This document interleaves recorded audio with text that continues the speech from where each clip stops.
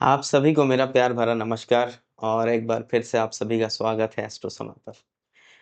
तो एक बहुत इम्पोर्टेंट अनाउंसमेंट भी है कि अब हमने अपना ऑफिस थाने में शिफ्ट कर लिया है। तो इन पर्सन कंसल्टेशन के लिए अगर कोई आना चाहता है तो आपको नीचे दिए गए नंबर पे और ऑफिस के एड्रेस वगैरह सब मिल जाएंगे। तो आप आ सकते हैं एंड आपका स्वागत है इन पर्सन कंसल्टेशंस के लिए। तो एक स्टोरी पढ़ रहा था ऐसे मैं आज अक्षय पात्र की, और कभी मैंने इस पे एक वीडियो भी किया था एकलव्य टीम के साथ। मगर जब हम ज्योतिष की तरह या ज्योतिष के दृष्टिकोण से सब कुछ सोचते हैं तो हमें कुछ चीजों में बड़ी गहराई समझ में आती है कि हमारे ऋषि मुनि कुछ भी ऐसे ही नहीं बोलते थे, और उसमें बहुत सारा गहरा सार छिपा होता था।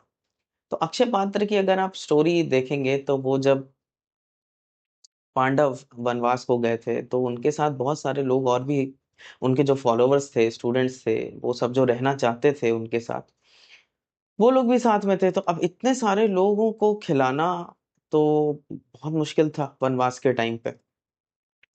तो युधिष्ठिर ने सूर्य देवता से प्रार्थना की और सूर्य देवता ने एक अक्षय पात्र दिया। अक्षय का मतलब होता है जिसमें जिसका क्षय ना हो सके। क्षय मतलब होता है नुकसान, तो कभी क्षय ना हो सके, कभी खत्म ना हो सके। तो इसीलिए जो शब्द है क्षत्रिय, वो ये होता है जो क्षय होने से बचाए, जो खत्म होने से बचाए, वो क्षत्रिय। तो क्षय ना हो सके तो वो भोजन उसमें होता ही जाए, लेकिन उसमें एक शर्त थी कि जब भी द्रौपदी खा लेंगी तो उसके बाद भोजन उस दिन का नहीं रहेगा।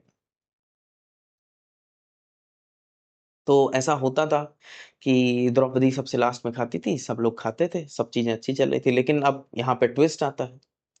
ट्विस्ट ये आता है कि दुर्योधन एक बार दुर्वासा ऋषि को मना लेते हैं कि आप जाइए और ऐसे शाम के समय में भोजन के लिए जाइए। कि उनका प्लान ये था कि जब द्रौपदी खा चुकी हो और ये लोग तब जाएं, जिससे दुर्वासा अपने क्रोध के लिए जाने जाते थे, तो क्रोधित होकर के उनको श्राप दें और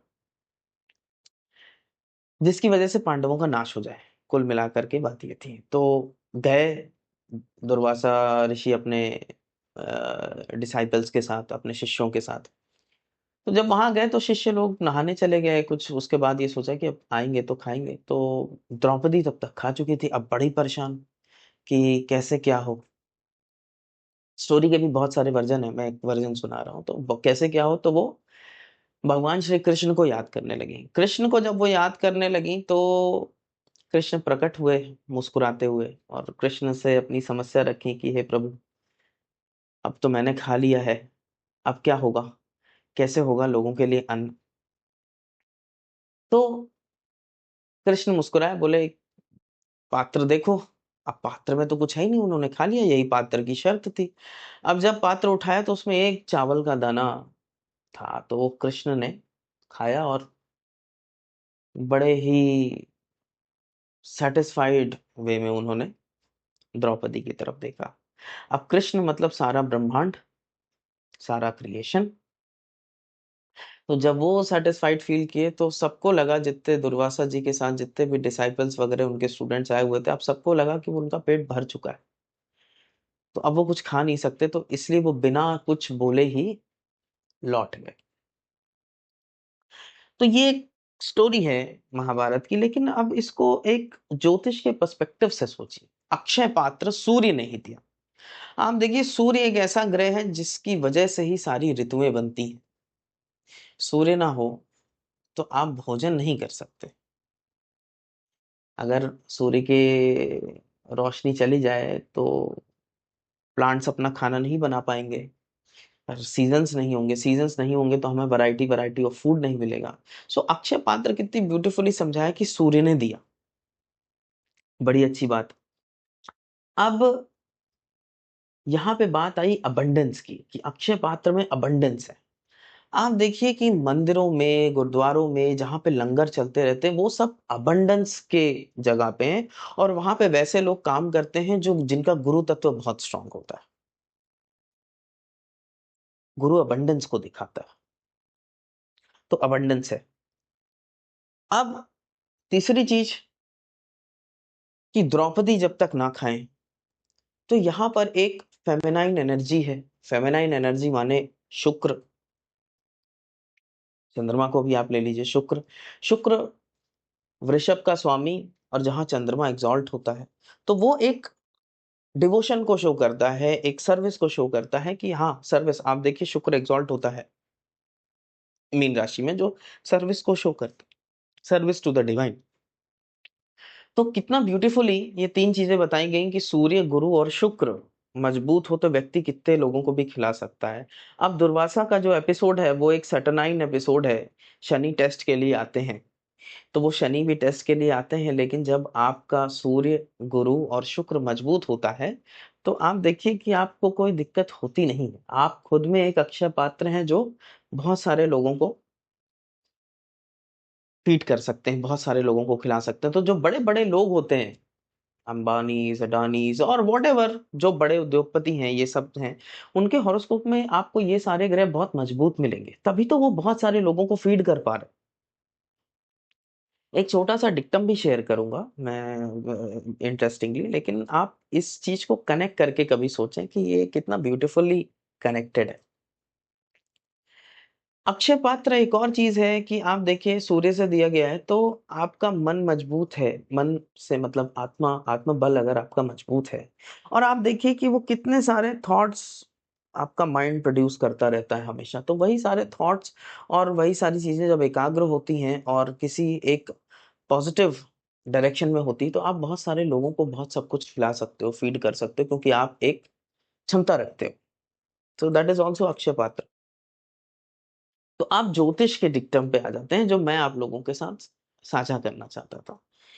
तो सूर्य और सूर्य से चतुर्थ भाव को अगर आप जज करेंगे, तो वहां पर भी एक तरीके का आपका पर्सनल अक्षय पात्र है। सूर्य से फोर्थ हाउस जितना मजबूत होता है, तो आपका अक्षय पात्र ये कह सकते हैं कि आपकी बाल्टी उतनी ही भरी हुई है, या आपका कुआं उतना ही भरा हुआ है।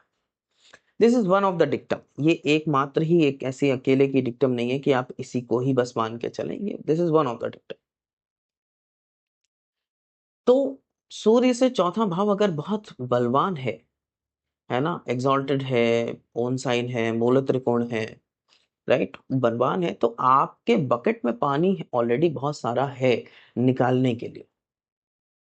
सूर्य से चतुर्थ क्यों कह रहा हूं? अगर आप सूर्य से चतुर्थ को लगन बना दें, सो वेर एवर योर सूर्य इज, अगर आप उसको लगन बना दें, तो वहां से फोर्थ काउंट करिए, और जब फोर्थ को लगन बना दीजिए तो सूर्य वहां से टेंथ हो जाएगा। जब सूर्य वहां से टेंथ हो जाएगा, तो आप देखिए कि सूर्य जब टेंथ में जाता है तो ही अभिजीत पार्ट होता है दिन का, बहुत बलवान हो जाता है सूर्य, तो वो उसको फीड करता है।